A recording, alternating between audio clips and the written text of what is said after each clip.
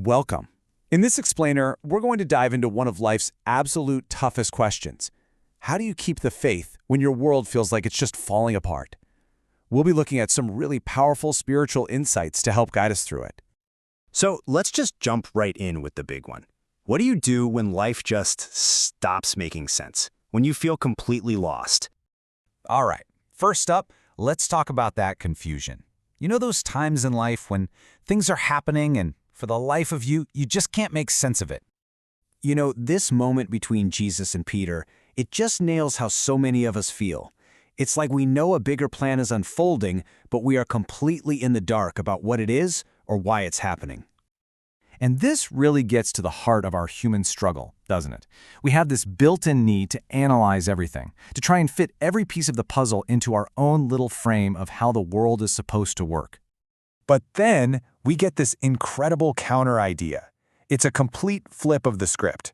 The invitation isn't to figure it all out, but to trust something or someone who's seeing a much bigger picture than we ever could. So you might be asking, why? Why is there this massive gap in what we understand? Well, this next part really dives into that. It's all about trying to grasp the divine perspective. This is such a great way to visualize it. On one side, you've got us. We're stuck in the now, seeing just a tiny little sliver of the story. But on the other side, you have God's perspective, which spans all of eternity. It sees the whole picture, the beginning, the end, and the victory that's already waiting for us. And this idea is anchored in this absolutely mind-blowing scripture. Just think about that comparison. The difference in perspective isn't like a small hill. It's as vast and immeasurable as the distance between the earth and the heavens. So the big takeaway here, and this is so important, is that not understanding right now, well, that isn't the final word. It's just a temporary state.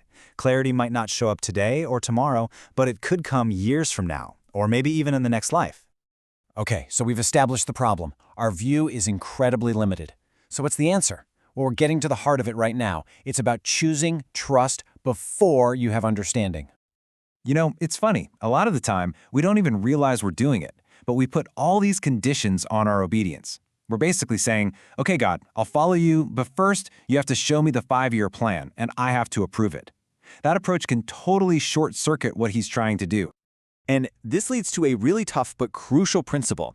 You don't need to understand the why to obey the what.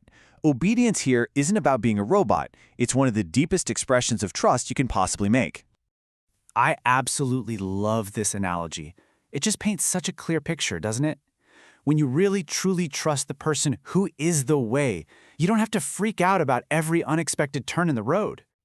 Okay, but let's be real. How on earth do you actually do that? How do you trust so completely? Well, the answer isn't about figuring out the plan. It's about knowing the character of the planner. It's kind of like a really good friend, right?